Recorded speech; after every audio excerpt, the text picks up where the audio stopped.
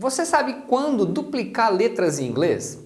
Você já deve ter visto que às vezes, quando a gente vai escrever uma palavra e acrescenta algum sufixo, alguma terminação, em algumas palavras a gente tem que dobrar a última letra. E muita gente não entende como é que isso funciona, não sabe da regra. Então existe uma regra que vale para qualquer sufixo, qualquer terminação que você acrescenta numa palavra. E é isso que eu vou explicar nesse vídeo. Eu também vou falar de duas exceções que só tem no inglês britânico e também de um caso especial que a gente tem as duas opções, com a letra dobrada e sem a letra dobrada, só que são palavras diferentes, cada uma tem um significado. E é uma palavra bem comum. So, let's get started.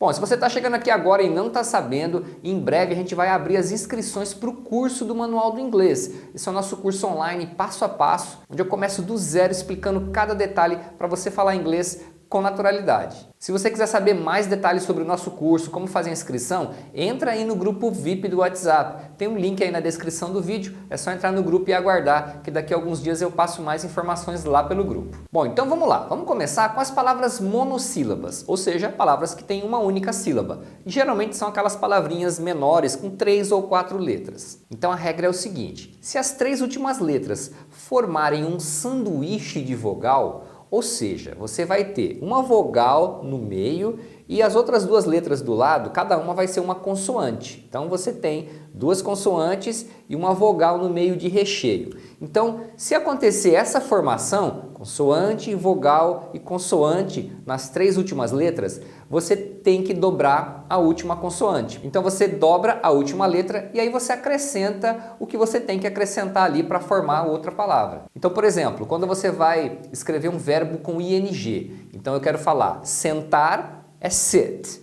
Se eu quiser falar sentando, eu devo acrescentar o ing. Só que na hora de escrever, você deve escrever com um T a mais. Porque se você observar, o sit tem essa formação do sanduíche de vogal. Então você tem consoante, que é o S, a vogal, que é o I, e outra consoante, que é o T. Então tem uma vogal aí no meio de duas consoantes. Então nesse caso você vai dobrar a última. Então você coloca mais um T na hora de escrever. Na hora de falar não muda nada a pronúncia, mas na hora de escrever você tem que colocar esse T a mais para a ortografia estar correta. Então sit, sitting, swim, swimming. Aí também você dobra a letra. Agora, se você observar, o verbo swim tem 4 letras, mas é uma única sílaba, né? Quando você fala swim. É uma sílaba só. Mas as 3 últimas letras formam o sanduíche. Tem o W, o I e o N. Então, o I é a vogal, o W e o M são as consoantes. Antes que você pergunte, o W ele tem um som de vogal que na verdade é uma semivogal. Então ele tem um som de U, mas ele é considerado consoante. Então você trata o W sempre como consoante. Então swim, swimming, com 2 M's. Run, running. Cut, cutting. Dig, digging. Hop, hopping. Eu vou deixar também aí na descrição do vídeo a tradução do vocabulário que eu estou usando aqui para você dar uma olhada depois, caso você não lembre alguma. E essa regra é a mesma para você acrescentar qualquer terminação. Nesse caso eu dei exemplos acrescentando ing. Mas, por exemplo, se você vai colocar um verbo no passado e acontecer essa formação da consoante, vogal, consoante nas 3 últimas letras, você também dobra antes de acrescentar o ed do passado. Então, por exemplo, stop, stopped. Tá vendo? Acontece a mesma coisa. Rob, robbed. Drip, dripped. Whip, whipped. Jog, jogged. Dot, dotted. Então você viu que em todas as palavras que eu acrescentei o ed, elas tinham o final consoante, vogal, consoante. Então eu tenho que dobrar a última consoante. Deixa eu aproveitar e explicar 2 palavras que eu mencionei aqui. Eu vou deixar a tradução aí na descrição, mas tem algumas que é melhor explicar. Por exemplo, a palavra whip. Whip, como verbo, significa bater, mas é bater, por exemplo, um creme até ele ficar espesso, ou bater claras em neve. Então, whip é bem específico. Você vai ouvir muito whipped cream, que literalmente é creme batido, mas esse é o nome que eles dão para o creme chantilly. Então, se você quiser comprar creme chantilly aí nos Estados Unidos, você procura lá, whipped cream. E a palavra dot, que significa ponto Aí você vai falar, nossa, mas como é que você colocou no passado, dotted? É porque pode ser pontilhar também, fazer pontinhos. Então, dotted seria pontilhado. Você vai ver em situações como sign on the dotted line. Assine na linha pontilhada, beleza? Só para ficar claro esse vocabulário, né? Porque às vezes só colocando a tradução a pessoa acaba não entendendo muito bem. A gente já acrescentou ing, ed. Quando você acrescenta er num adjetivo para dizer mais, também acontece isso. Então, big fica bigger, tá vendo? Tem a mesma estrutura, você dobra a última consoante. Thin, thinner. Hot, hotter. Fat, fatter. Quando você acrescenta o y para formar outros adjetivos. A gente tem, por exemplo, a palavra mud, que é lama.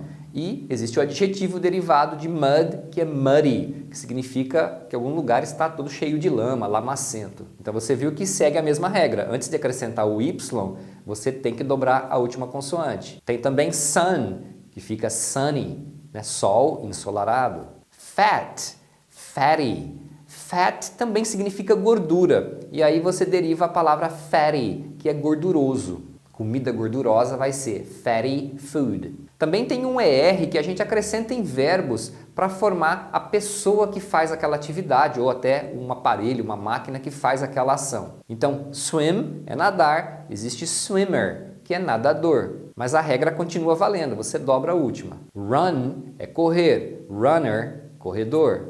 Corredor se referindo à pessoa que corre. Hop é saltar. Hopper, saltador. Você vai ver essa palavra em grasshopper, por exemplo. Grasshopper é o gafanhoto, né? Literalmente é o saltador da grama. Beleza, mas todas as palavras que eu falei aqui são monossílabas, elas têm uma única sílaba. Agora, e se tiver mais de uma sílaba, como é que faz? Bom, no caso de palavras de mais de uma sílaba, a regra continua valendo, então as três últimas letras devem ser consoante, vogal, consoante, né? Então deve ter o sanduíche de vogal nas três últimas letras. O detalhe é que, se a palavra tem mais de uma sílaba, só vai valer a regra de dobrar a letra se você tiver essa formação das três últimas letras e também a última sílaba for a sílaba tônica. Nossa, como é que é isso? Por exemplo, vamos pegar a palavra begin.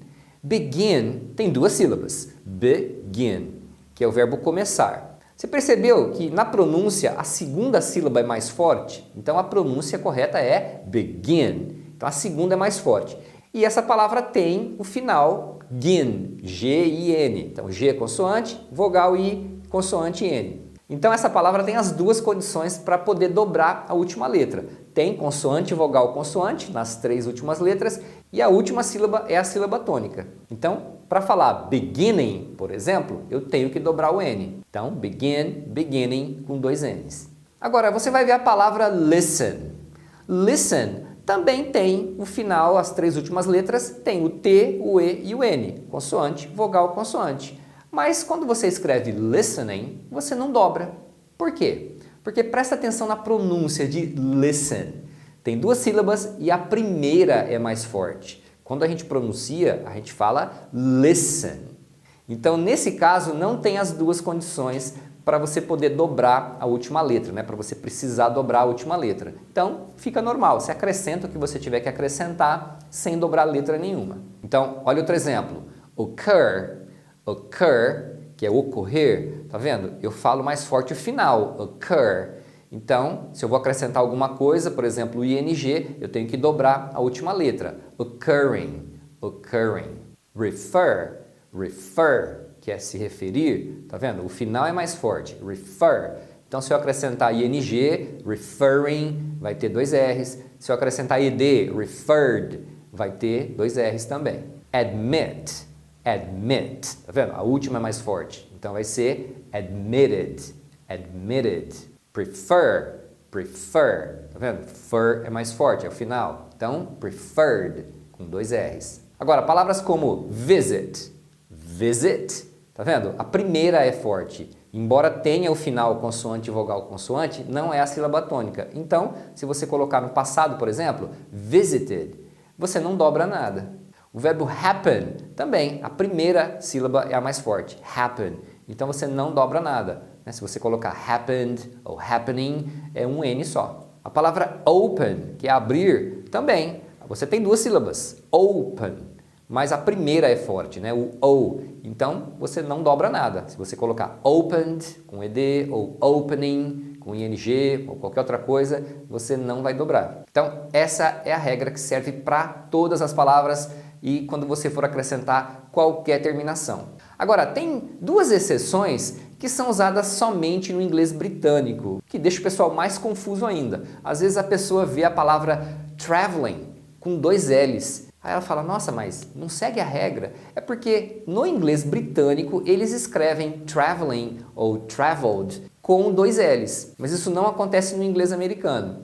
A palavra cancel, também, cancelar, você vai ver que no inglês britânico, cancel vai ser escrito com dois L's quando tiver alguma terminação. Canceling ou cancelled.